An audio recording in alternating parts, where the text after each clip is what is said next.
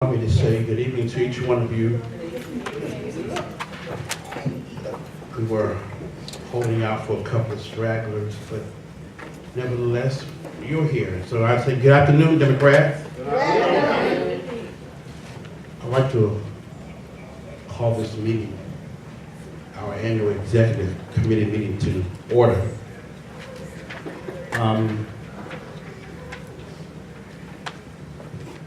Let me just talk to you for a moment. When we met in December, this meeting was scheduled to be held, I told you at that time, on the 23rd of January. Because of inclement weather, we had to push the date back to the 30th. And again, we had inclement weather, and so we're here today. I'm sorry, I apologize to you for getting the notices late, but you made it, you got it, so you're here. Thank you for taking the time to come. We would do better with the help of those who are supposed to do these kinds of things. We would do better as far as getting the publications out to you in a timely manner, okay? I'm sure that those who understand how these things work can accept what I'm saying. Amen. All right? I thank you so much for coming tonight. I thank you for taking the time out of your schedules to come. This is a very important meeting because it sets the tone for the year. I want to, many of you have received an agenda as you came in, and you've had time to peruse that. I would like to entertain a motion that we adopt the agenda as it is printed.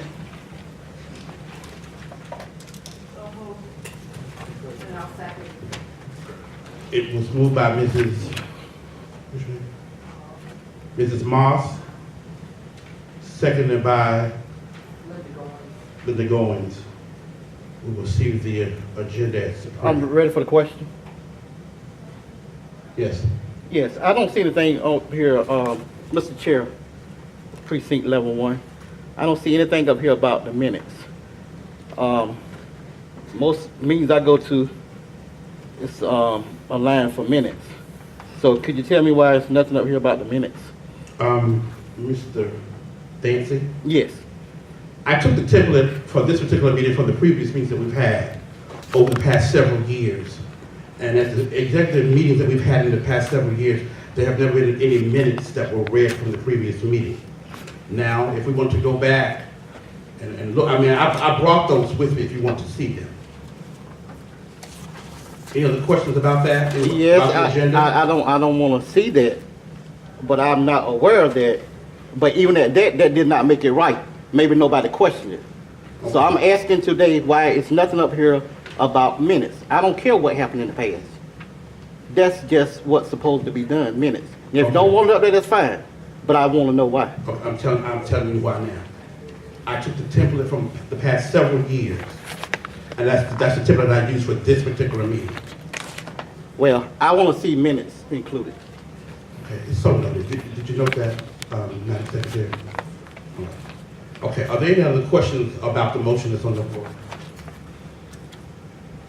Okay, all in favor of the motion, let it be shown by the raising of your hand, please. Opposed, same side. Motion is carried. Make sure the minutes reflect that that I said nay. I wonder where's the purpose of minutes. We ain't gonna. Thank you so much for coming out again. Pitiful. I appreciate you coming. I don't take what you all do for granted.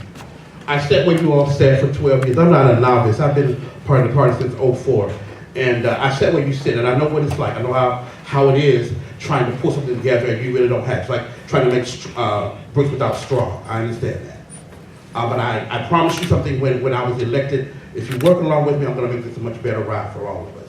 Yes, Mr. Gray. Mr. Chairman, if I may, for the betterment of service rendered to this county, if we could begin our meeting with a moment of silence. I'm a long-time member, Councilman Roland Clark, Ward 6 in Tarboro, passed away 2 days ago, and we asked that could we just, there was no more dedicated Democratic Edgecombe County member than Rosa Clark. Because of the years that he served with Tarboro City Council and the years that he gave his service to this county as a Democrat. So if I'm out of order, it can come up later, but I do want to put that out there. All right. Can we pause for a moment for Mr. Roland Clark?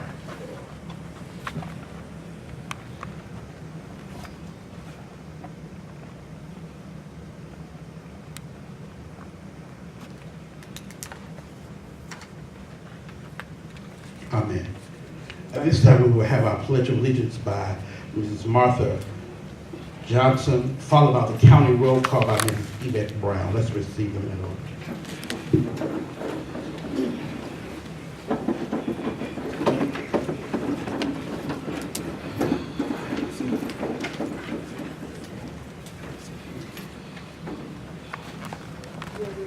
Together. I pledge allegiance to the flag of the United States of America and to the republic for which it stands, one nation, under God, indivisible, with liberty and justice for all.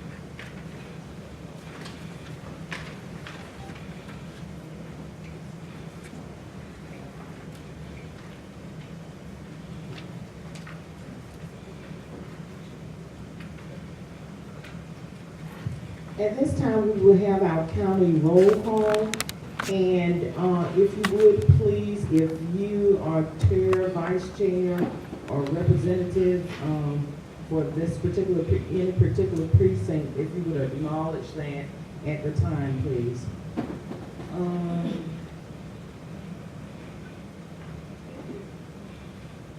Stephanie Hunter, Sarah Peebler,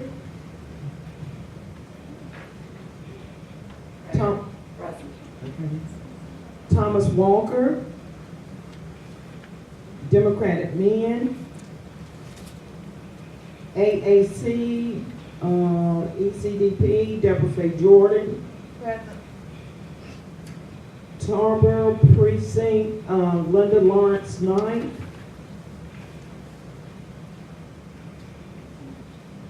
Tarboro 1, Quincy Warnell Robinson, Tarboro 2, James O. Williams, Yeah. Tarboro 2, Judith L. Moss, Tarboro 3, James Chalmers Marrow, Tarboro 3, Connie Hull, Canito, Jesse Earl Petaway, Canito, Erling Petaway, Speed, Ethel Collier, Speed, Wilbert Harrison, Lawrence, Mary Hinton, Lawrence, Roosevelt Higgs, Leggett, Thomas Benjamin Anderson, Leggett, Barry Anderson, Whitaker's, Doris Howington,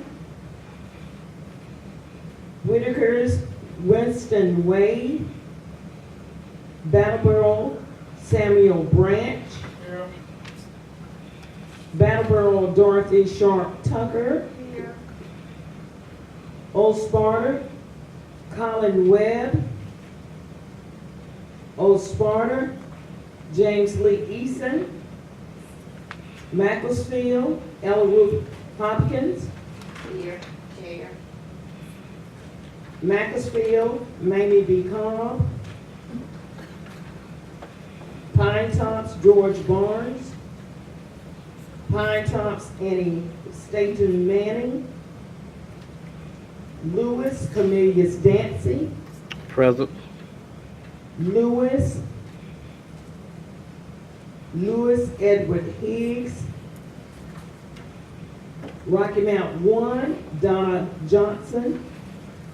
Rocky Mount 1, Ernest Taylor. Rocky Mount 2, Bronson Williams. Here. Rocky Mount 2, Austin Houghton. Rocky Mount 4, Lawrence Taylor. Rocky Mount 4, Clara Knight. Rocky Mount 5, Otis Jordan. Rocky Mount 5, Effie Jackson. West Edgecombe, Janice Bullock. Here. West Edgecombe, Paul Davis. Here. Temperance Hall, Virginia Williams. Here. Temperance Hall, Thomas Cherry. Here. These are ex officio members or elected officials. Ann Robertson Kent. Doris Ann Howington. May Etta McLeod. Deborah Faye Jordan. Present. Joseph Pitt. William Wooten. Raymond Lee Privet. Willie Lee Bullock. Helen Kahn. Olga Dickens. Evelyn Johnson. Milton Bullock. Clarence Brown. Viola Harris. Otha Woodard. Jerome Myrick. Carol White. Stephen Burnett. Sabrina Bynum. Leroy Candies. Wilbert Harrison. Shirley Burnell. Roberta Mercer. Suzanne Craig. Joyce Tolson.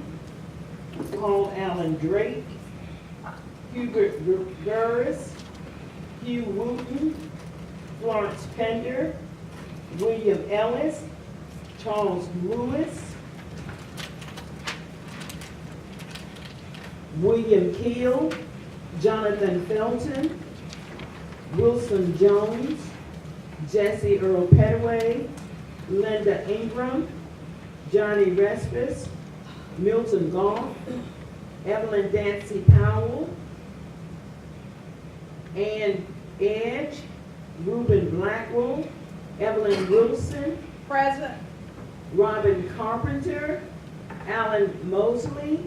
Donna Boswell. Leonard Wiggins. Shelley Willingham. Leonard Wiggins. Andre Knight. Marva Scott. Elton Hines. Brenda Barnes. Kenneth Gray Randolph. And Linda Darnell Joyner. And Karen Anderson. Did I omit anyone? Yes. Okay. Precinct 1-4, Tarboro. Barbara 4. 1-4. Roy Gray and Linda Boyce. Did you include the executive committee members?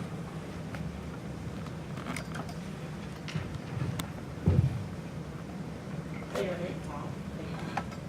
You didn't call my name.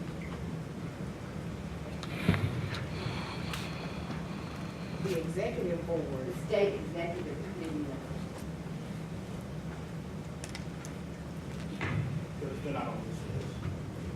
And your precinct 1-4? Yes. And your name? I'm Linda Boyce, I'm vice chair. Mr. Gray is the chair. N-E-S. And your vice chair. And Mr. Pastor Gray? Roy Gray is chair.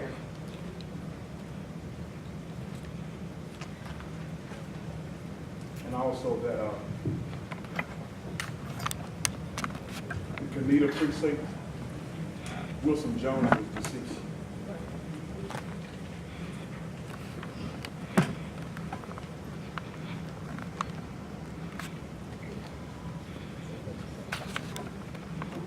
elected officials, not the precinct.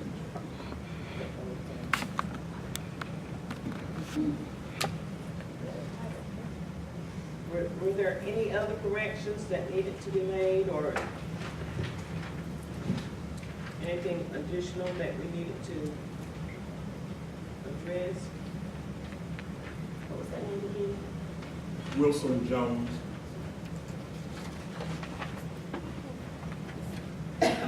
Did she call that name out? Yes.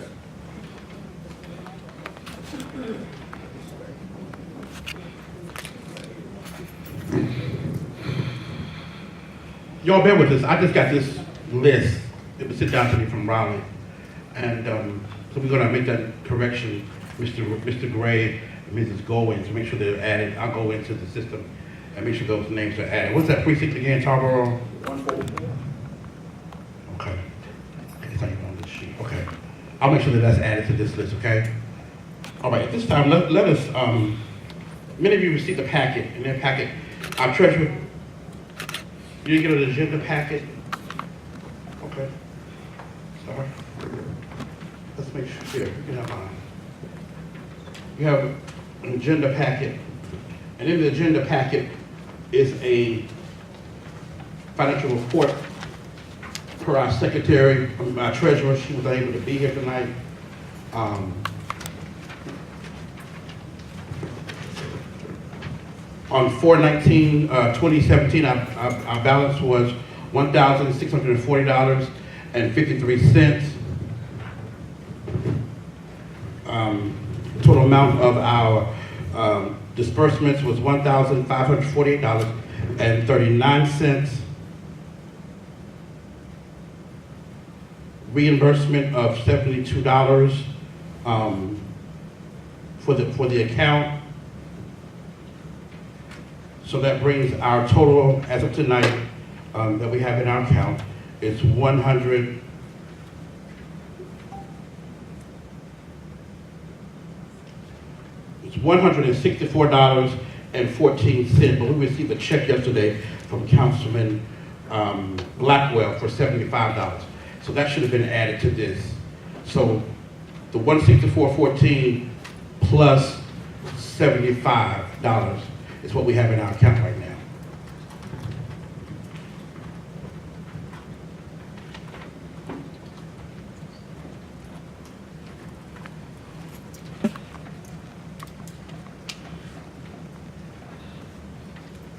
Which brings our total in the bank is $239.14. $239.14. That's what we have in our account right now. Okay.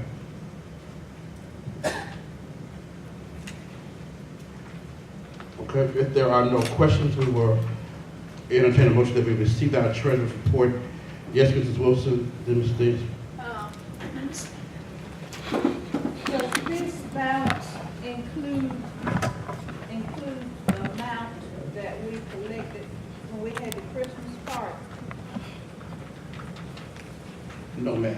That should be an additional $34 should have been added.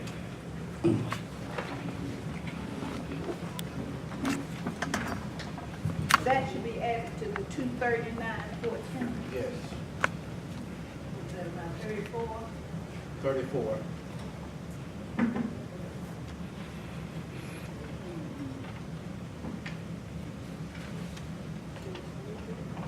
So that brings our total right now to 273.14.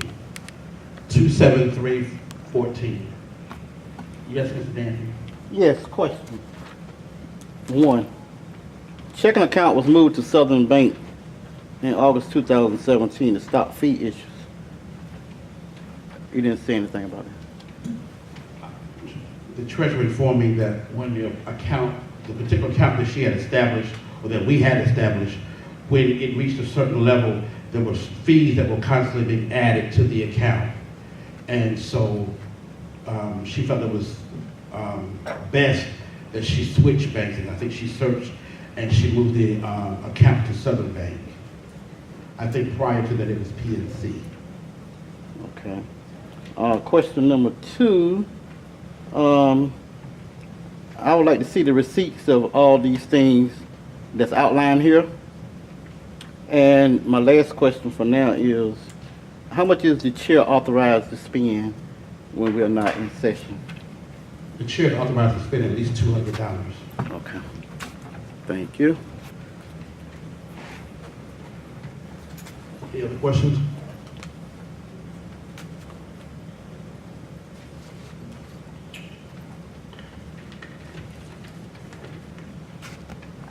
Can we entertain a motion that our report be received? Yes, Ms. Mr. Wilson. Chairman, I offer a motion that the January 30th, 2018 Treasurer's Report be accepted with the necessary corrections. Second. It's been moved and properly second that our treasurer's report will be received with the necessary changes to be made, that were made. All in favor, let it be shown by the raising of your hand. Opposed, same sign. The motion is carried. Nay, Camilla Stancy. And I would like to say, this is one part of the agenda that I never seen us vote on. It was always item for information. But I do have the videos, and I will go back and review them. Thank you, sir. Can we, at this time, let's receive our reports. We have several individuals that are going to make reports tonight to this body. So let's receive them. Our Board of Elections Representative, Mrs. Dr. Florence Armstrong, State Executive Committee, Mrs. Linda Tharrington Goins, and then Democratic Women, Mrs. Sarah Peebler. Let's receive those that are making these reports to us at this time.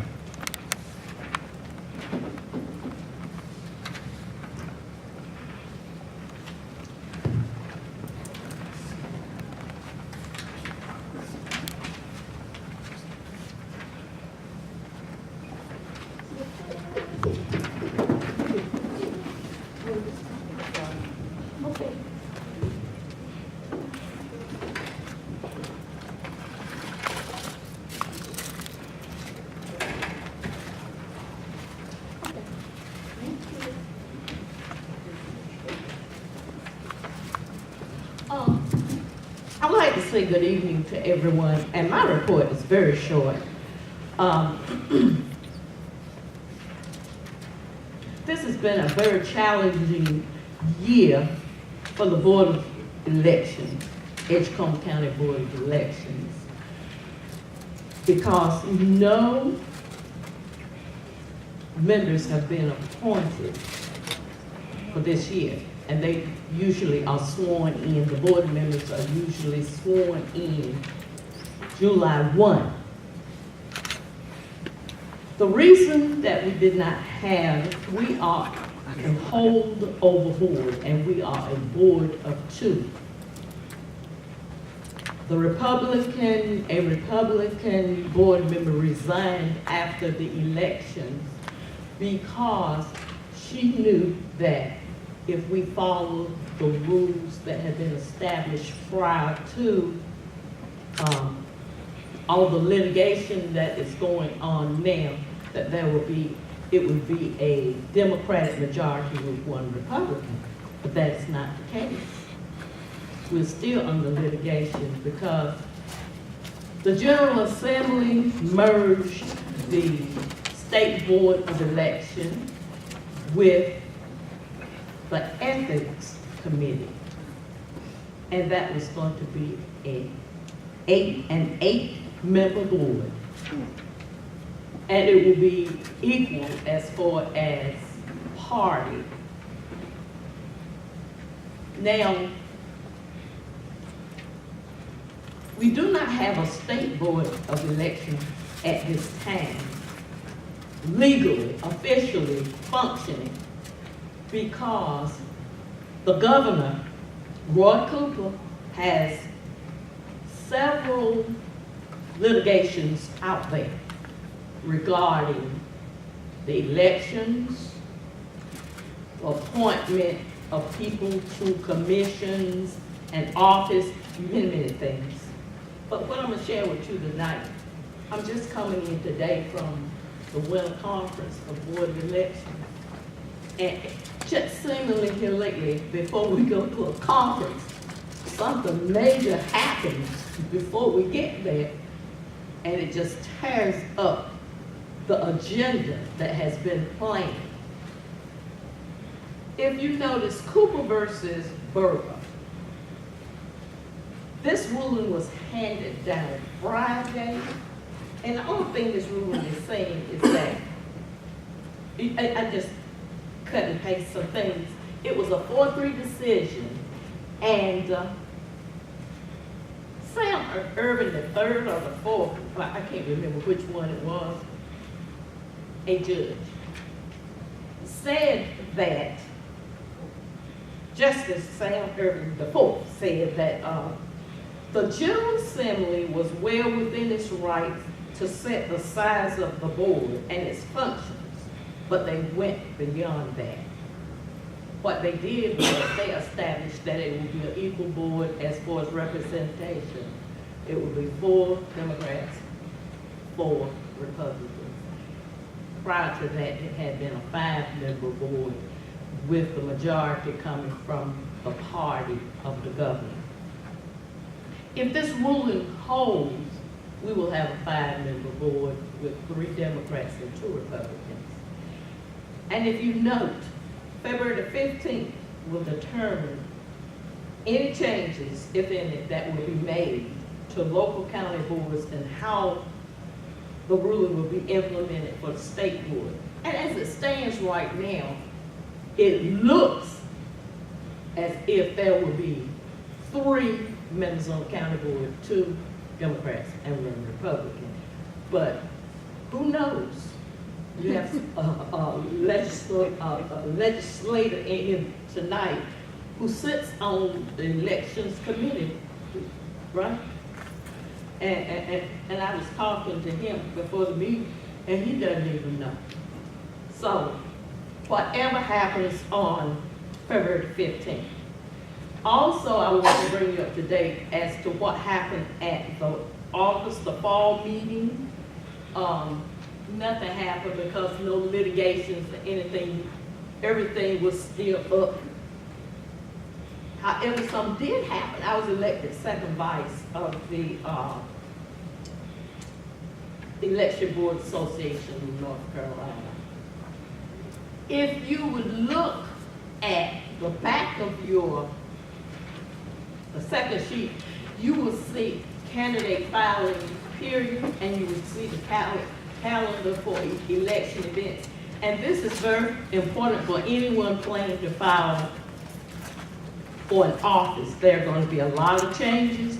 I'm not going to talk about any of those changes. The only thing I'm going to say is go to your North Carolina State Board of Election website and look under candidate filing or candidates and follow that, because the rules have changed for campaign funding. And if you have filled out a form before, a SEI, I'm told that's what it is, you still will have to fill out something there, and it will be different. And if you don't fill it out, you could be penalized. So if you need assistance, follow the tabs and the clicks and whatever on that website. And if you need any help, we would be glad to help you at the Board of Elections office, because we have ordered the software that you will need to use so that we can help you through your reporting period, the beginning all the way to the end. Are there any questions? I think I have covered everything that I know that's going on. The only thing I can say is that we will have to wait to see what is happening. I hate to tell you, but they're just spending your money in the court. Thank you. You have a thing like that? Sir?